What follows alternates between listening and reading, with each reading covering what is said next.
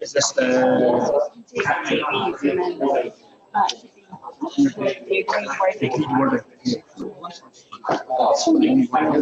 what have they got? I think I don't know. I'm just wondering if you can see what the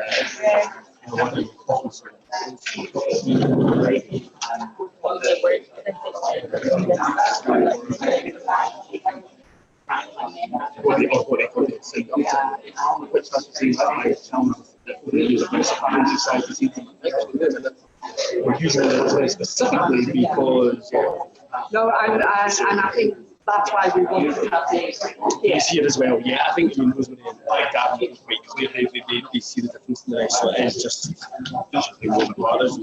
So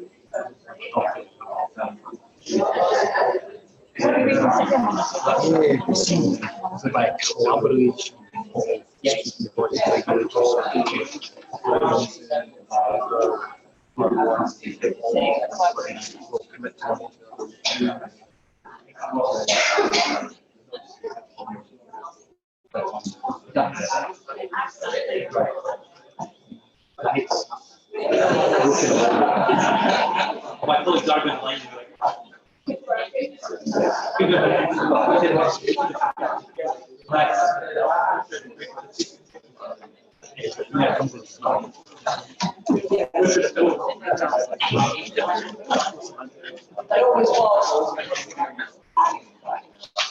But you feel you feel better.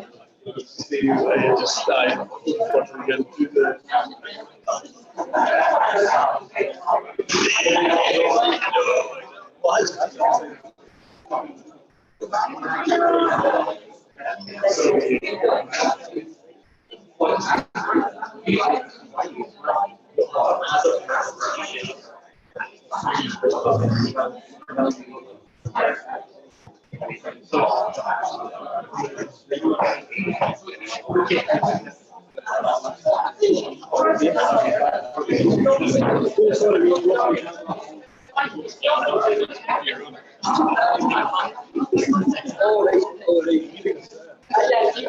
It's not. It's muted at the moment.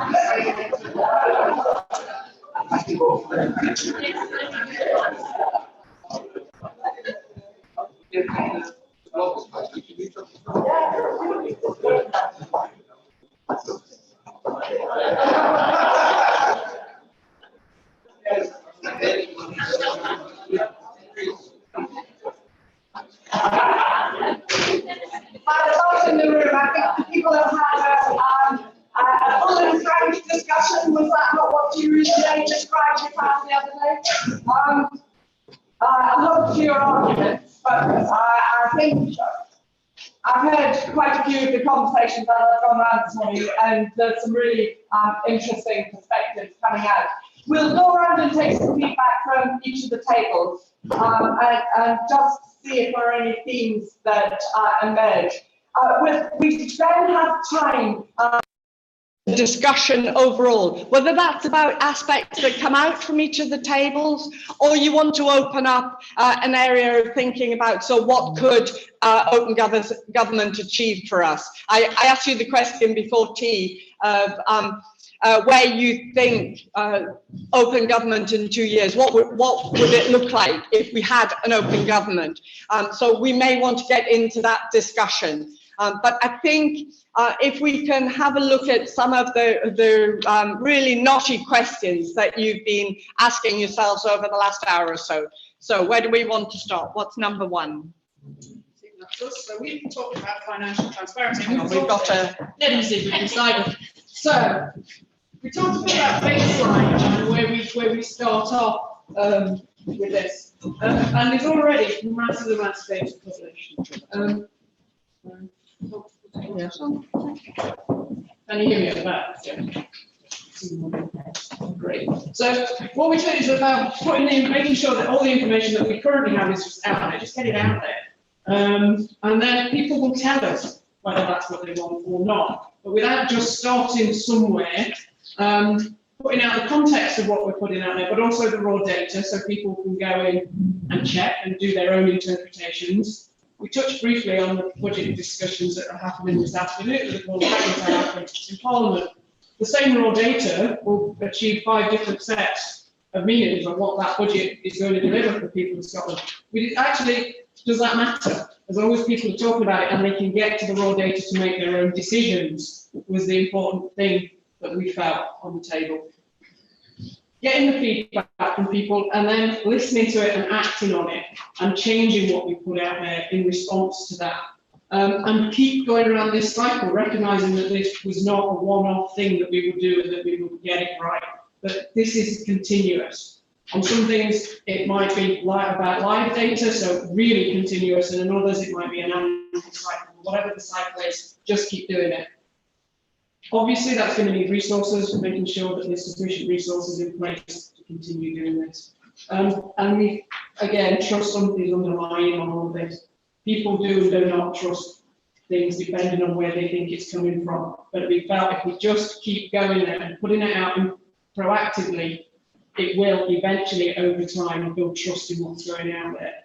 And proactive was key, I think we felt as well. If you've got to drag information out of somebody, people are generally suspicious of it. If you put it out there, they're much more open to looking at it and trusting what's there.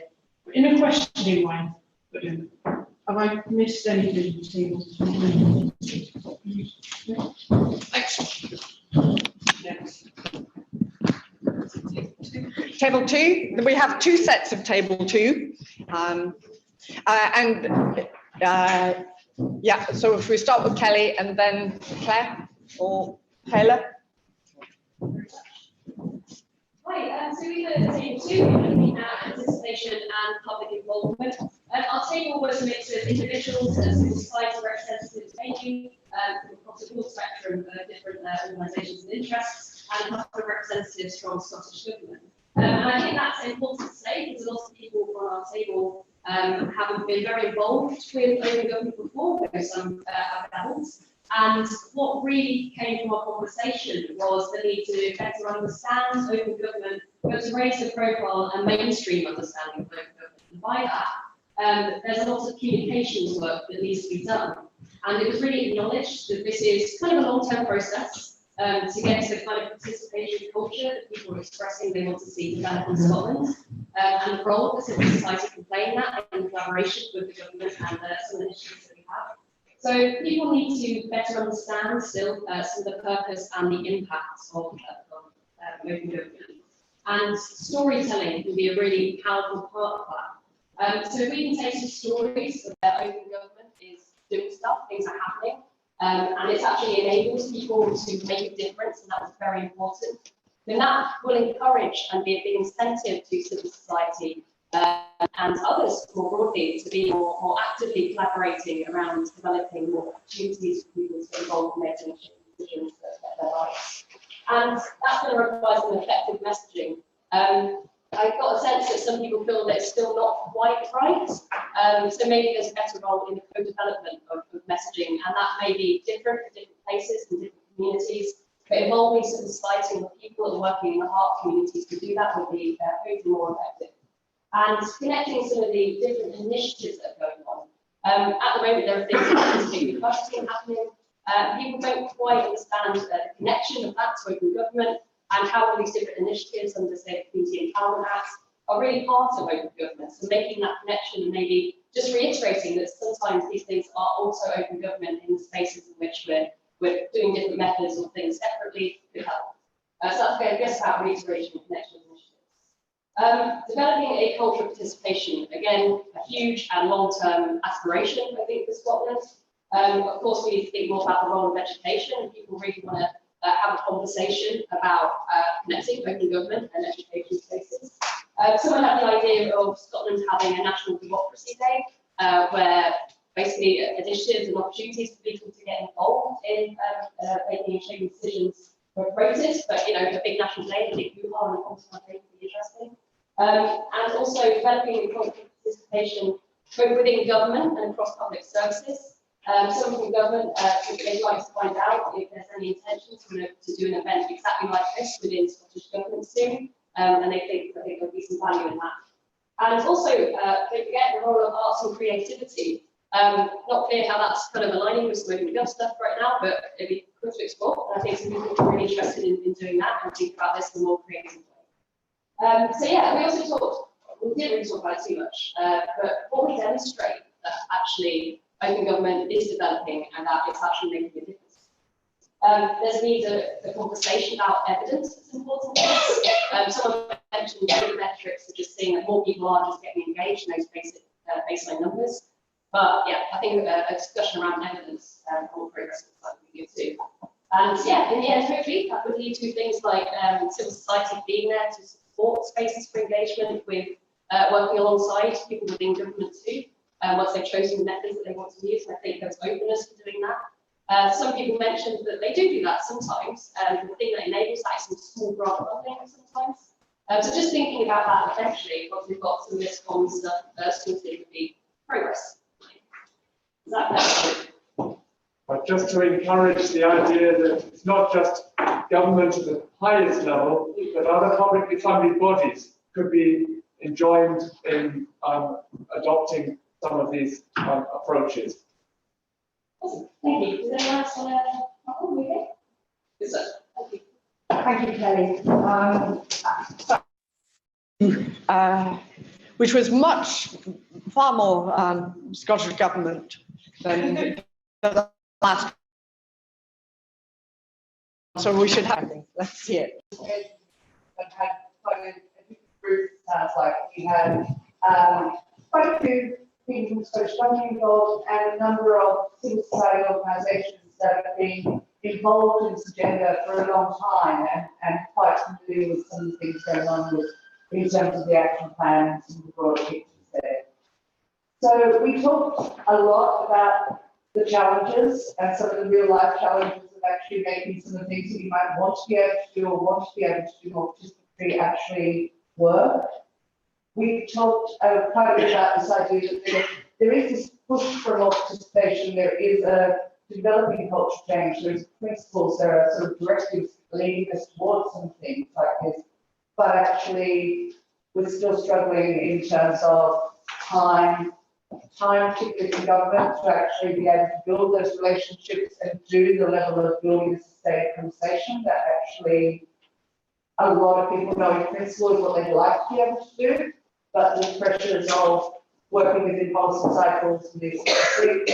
We talked a lot about resources both from within government to be able to actually do the type of engagement and wider generate some of the wider participation they'd like to be able to do on some occasions, but also resources within civil society to be able to engage with civil society organisations to reach out and really be engaging with the public more widely, and also resources within building up the public capacity and the ability, particularly some of the underrepresented groups, to actually get involved in the opportunities that are coming up or potentially coming up. We talked about the challenge of that permission to do things differently and for the public to also understand how different ways of engaging move beyond some of the traditional sort of consultation mechanisms that still have value in there and lead to different types of outcomes. We talked about the importance of feedback so people really know that an effective participation environment isn't just about coming in, getting information, going away, but really people understanding why that's being used, how it's being used, how it can continue to influence that sustained conversation. We did acknowledge that actually, relationships are changing. Relationships are changing between government and particularly civil society organisations. Very much organisations and government are working in much more sort of collegial and partnership approaches and collaborative ways of working, and that's positive. But not that we've cracked it, not that we've actually got near to cracking it yet. We still need to realise there's a lot we need to do to keep moving forward, both that relationship between government and civil society organisations, and then how that really impacts on the public and how they're able to participate. So that's it. Great, that's excellent. Number 3 is accountability. No, sorry, yeah, sorry. Information, access. So yeah, access to information is stable free, and a lot of what we talked about echoes what financial transparency table discussed. Talks about creating accessible formats for data and putting context around it. So what is the data that we're releasing?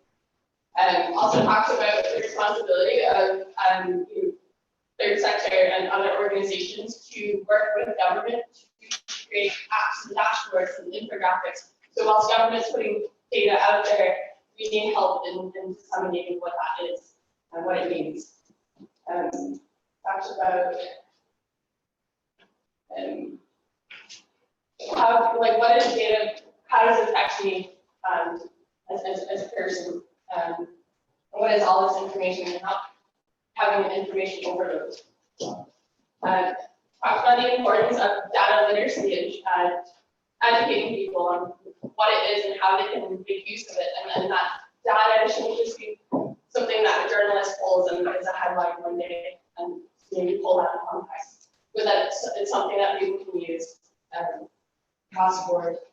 Talk about culture change and how government has had quite a paternalistic view of how it operates, and that we need to change that and be more open and have data out there. Be open as default and putting the data out there.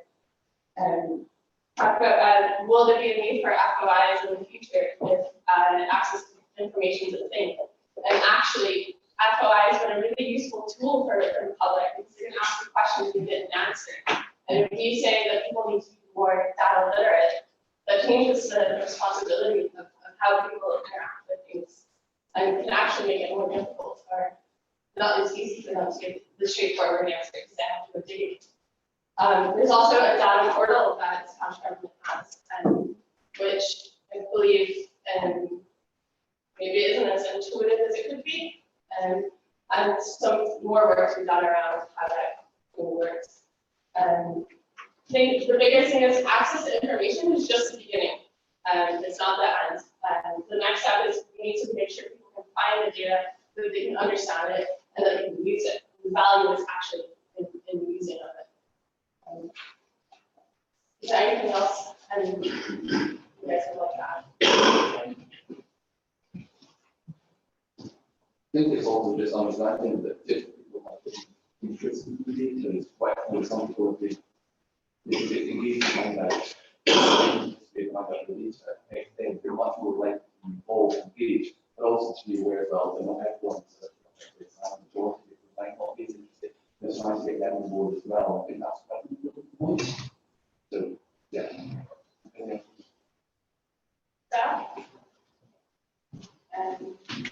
Be more accountable.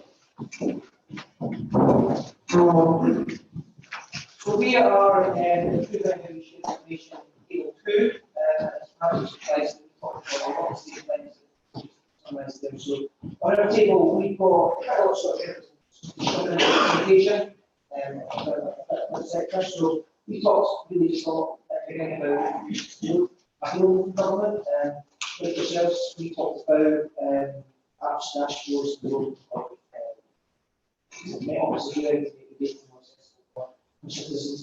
We talked a lot about our open data platform that I'm there, and I had some discussion about the data statistical and access to Scottish Government and to public sector data. One issue that we spent quite a lot of time talking about was perhaps the role of intermediaries making data more accessible. So who are the people or organisations that Scottish Government has to be working with to make their data more widely accessible and understood? Because we, again, echo that one about not just producing data and putting it out there, it's about having that conversation, making sure people are comfortable with the knowledge to use it. We also talked about communication, something that we recognise we need more of, and perhaps a perception done about who are the groups of people in society that perhaps we can engage with more that you have needs that we're not meeting at the moment. And we talked a lot about local councils, local government communications, and how do we open up the wealth of data that's held at local government level. Obviously, we've got a lot at central government level, but how do we make that more? Anything else on that? Did you talk about barriers at all to access to data? Broadly, and as much as we spent a lot of time talking about literacy and what's talked about different levels of interest and different levels of professionalisms. Very much we got as much as we got. Great, thank you very much. Number 4. Our groundbreaking commitment. So, yes, at table 4, we were looking at being more accountable, and a very broad mix at the table here from scrutiny bodies, Scottish Government, third sector, community, and local government as well. So, in terms of the things that we spoke about, one of the things that came up straight away actually from the earlier on presentations was the idea of, well, how do we have a space where there might be conflict, but we can have open and honest conversations with each other. So, how do we define shared responsibility in this space across all of our sectors? And that understanding of what it means for us to have open and honest conversations with each other. That led into then saying in terms of, well, what do we mean by accountability? And how do we get to the same basic understanding? So, how do we have the conversational space about that? And ideas that came through will be looking at, well, how do we first and foremost map the scrutiny world in terms of the range of regulators that there are, and the fact that an awful lot of them, the majority of them, in fact, go into the private space as well. So how do we take other sectors, not necessarily represented with us? And on that basis, how do we have conversations? And it was the point to state there at the end. How do you go out to our communities When we started talking about that, there are some really good examples going on at the moment. Rosemary Agnew from the SDSO is about to get more responsibilities around whistleblowing within NHS and talk about a really robust process that's been happening there with the range of stakeholders that being involved, down to those who themselves have been the whistleblowers. So how do we have those kind of conversations? And one of the key points that was being made here was, let's stop expecting people to come to our space, let's go to their space. So how do we go out into different organisations, maybe private businesses, was suggested, how do we go into people's workplaces and have the conversations that we need to have? Yeah, again, that kind of ties in. We're talking an awful lot about accessibility. We can go to the digital by default idea with accessibility, and because it's on the World Wide Web, then we've all got access to it. But the point being made here, and that point I think worth emphasising, is that actually it might be on the web, but there are also other forms of communication that we very much need to embrace and ensure are still available to people. As yes, generations change and we do maybe go perhaps more online in what we do, we still can't forget those who are removed from that for a multitude of reasons, not only just their own literacy, but just simply their own financial needs, etc. So that was a point that we raised. And I'll finish on this, and I don't mean to be negative, but the point that was well made in terms of, yet again, talking about information, producing information. And it's great that we've got the plain English version of the document here. Point was highlighted though, there is the non-plain English version and the commitment to read differently. So when we say things are easy to read, are they easy to understand, are we all understanding them in the same way? And if we're producing something, should we all be working to the same document and not separate documents so as to avoid confusion? If we're trying to emphasise honesty, openness, transparency, then we all need to be working to the same thing and not multitudes. That's really helpful. It is one of those dilemmas when you live in a world of jargon, how we make that point. But we really need to be really very clear about what it is we're committing to. So we'll take that away. Interestingly, we didn't have a clear answer to any of the questions. Now that's not necessarily a problem, but I just wanted to give people the opportunity. If there were any, oh,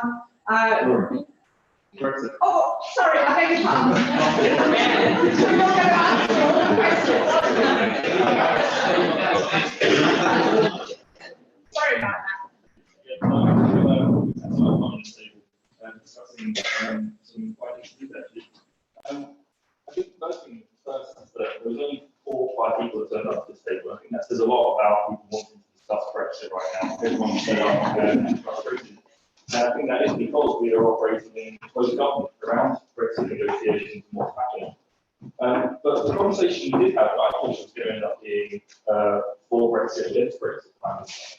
But actually, we started with a full open government discussion or against open government. And we had people on the table talking about whether or not open government is actually a good thing. Does it complicate things? Does it make it harder? Do we have the resources? Do we have the messaging to get people involved? Does it just create another layer? And I think it links back to some of the points we've been talking about messaging, about getting the silent majority, getting others involved. And we are actually in a bubble here today. We need to think about that, think about how we reach out to others and actually understand what it is they want to be involved in, and not us telling them. But back on to Brexit, we did discuss Brexit a little bit. Obviously, we're discussing pros and cons against open government quite a bit, but there were 2 kind of strands to what we were discussing. We were discussing things that are happening right now around clarity of terms, intentions of governments, not really understanding what's happening, misinformation, how do we tell what's true, what's false. I asked a question, where do you get your news from around Brexit? And most people said Twitter. How do we deal with that changing way in which people are accessing the news around these big issues? But we also thought that the future relationship is the most important area, and the need to focus on things like trade negotiations and publishing information around that. People actually being able to understand what is happening and what those trade negotiations might mean for our future in Scotland and the rest of the UK. And even we were getting conversations about chlorinated chicken, and whether or not you'd be happy to have that on your plate. But we really wanted to make sure that the trade negotiations that are being taken forward in the future are the areas of most interest to us, and where Scottish Government should be most vocal around transparency and participation. Brilliant, thank you, and I'm so sorry I cut you off there. A useful discussion. Any other specific things that people want to raise? Any other questions, any other comments?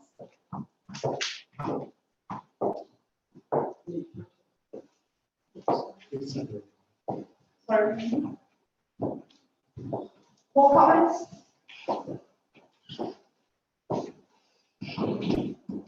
On the general issues? No? All silence. Yeah. Thank you. I would be interested if there is any potential for that next level down of engaging with public bodies. Some idea from somebody on the steering group about whether that's in play potentially. Do you remember? The short answer is yes. It's very much part of the conversations we're having. The slightly longer answer is a number of them. One of the conversations happening at the local level is about how GP itself embraces a much wider range of partnerships between government and civil society. So it's not just the nation state level. Scotland ourselves are one of the so-called local pioneers, but how do you spread that even wider, taking these kinds of issues much closer to the citizens right across the world. But back close to home in Scotland, one of the things that I touched on in the study Graham earlier is the work that we're doing with COST to try and spread these messages through local authorities. We've got a colleague from Glasgow Council on our table over here where it's being taken very seriously. The next step for me beyond that is to think about the NDPB public agencies, health service, really how can we enrich those kinds of arms of government with the kinds of things that we're talking about today. And the final thing, just to wrap it all up, was again I touched on earlier on, is this idea that actually because we've done this work in the way that we have in Scotland, we've got an opportunity to learn and share with our colleagues that are doing this kind of stuff elsewhere in the United Kingdom. So we've got good friends and colleagues in civil society in Wales, likewise in Northern Ireland, and increasing network of people around the regions of England who are thinking about these kinds of things too. And we want to be able to develop that kind of networked, multi-level approach to all of it. So there's a lot going on, and it's part of a long, sustained effort that's going to take more than a couple of months. And we've got to stick this effort over quite a long period. Presumably people can get involved simply by joining the network and being part of the network. I think I would like to hear if there are any ways that either individuals or organisations feel that they could offer to be involved in particular aspects. It's not always obvious from government where to go to have those conversations. So people joining the network, being part of it that way, but also if there are things that you're particularly exercised about or interested in, connecting to us and thinking about how we can have some of those conversations. Any other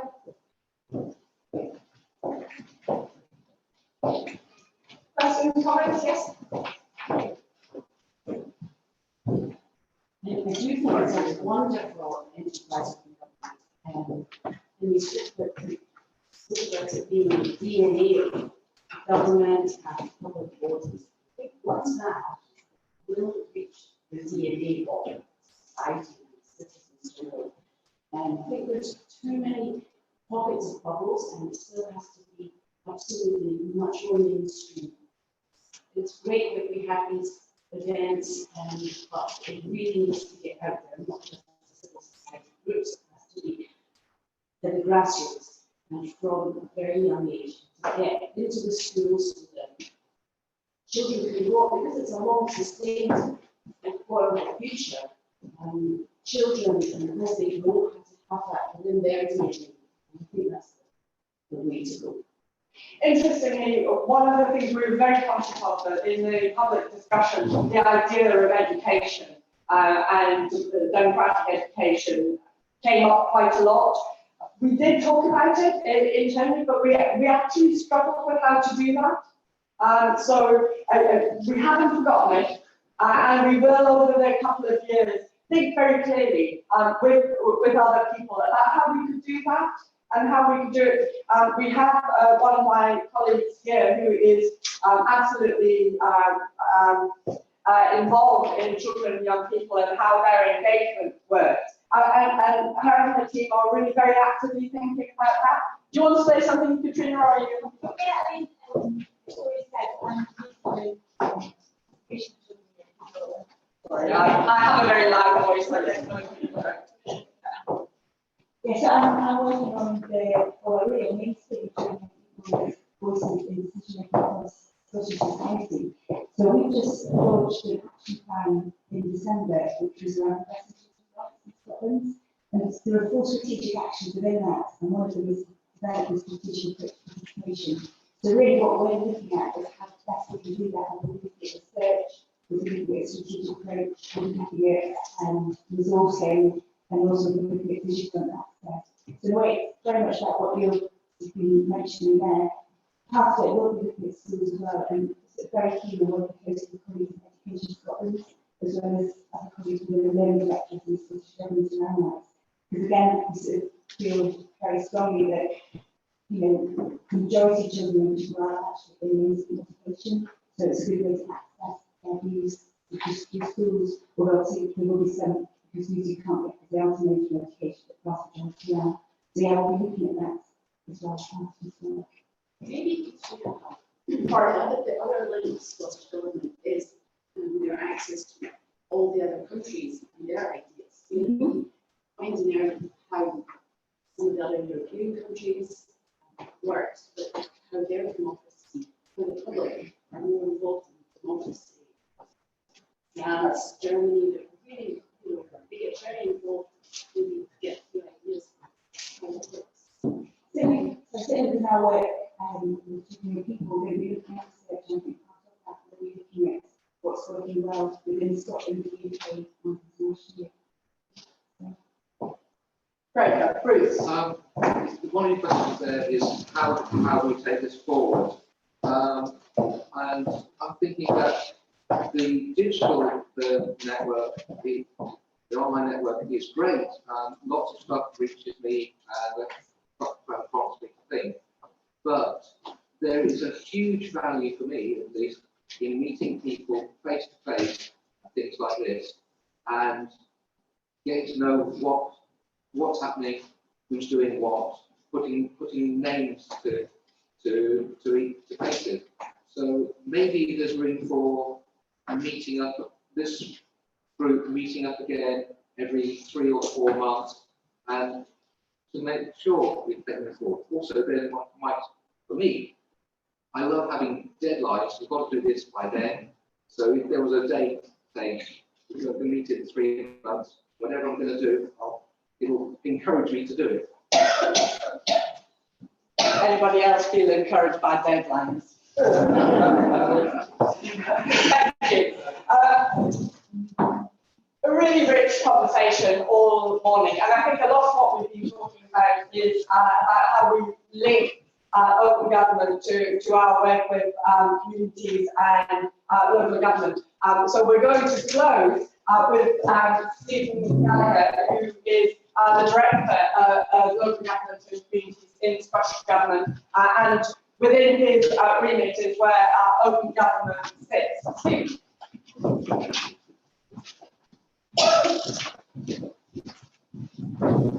And there is lunch coming, so please do. Thank you very much. Good afternoon, everyone. I was mindfully relieved to arrive there. I just check, can you hear me? Okay, yeah, mindfully relieved to arrive there. Are you okay to go to the podium? That's all right. Yeah, no problem. So, there to find Dorian say that there had not been any clear answers to the questions. So I'm now going to give you not a clear summary of what you've not clearly discussed. when you think of a launch of something, I think you all imagine in your minds that there's this kind of ship coming down a ramp and there'll be this massive splash that will be created and then kind of, little ripples from there. I kind of see this launch as something a bit different to that, and I think I could hear that reflected in some of the feedback that you were giving, that you want this almost to be like the ripples that start, and then it builds and it forms into something which is more transformational than the sum of the parts. So the work streams are great and they'll take us so far down the road in their own right, but it's about what all of that means and what we learn as we go along the journey, which is going to be really, really important. So I just had a request there to convene forums of this nature through the course of the programme. That's the space in which some of that learning, some of that sense making beyond the individual work streams could actually take place. I also heard someone, I think it was Simon, in your summary talking about accountability as having been an issue on your table.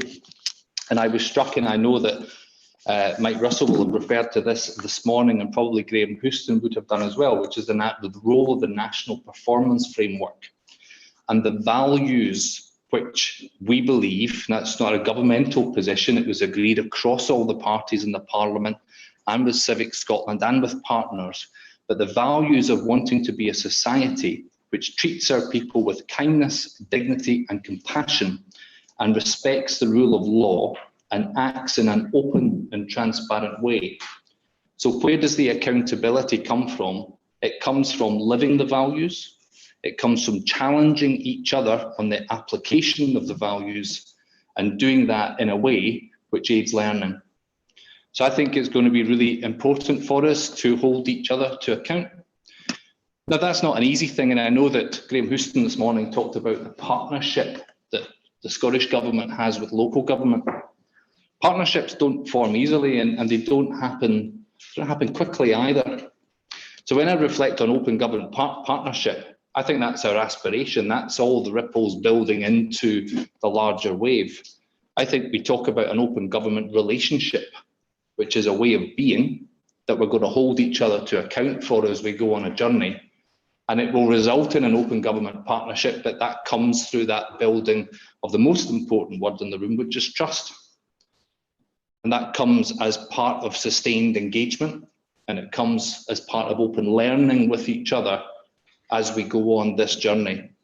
So I think from the limited feedback I've heard around the table there, I'm not going to comment on the Brexit table feedback because I could go on for hours in relation to that.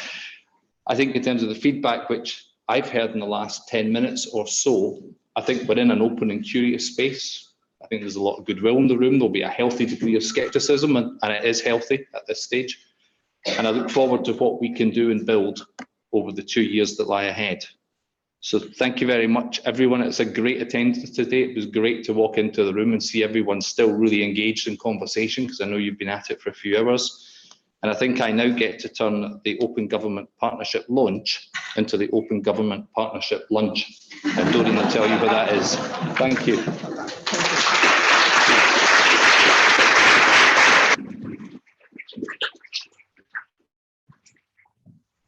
I hope it will be today. Thank you all for putting so much effort into this.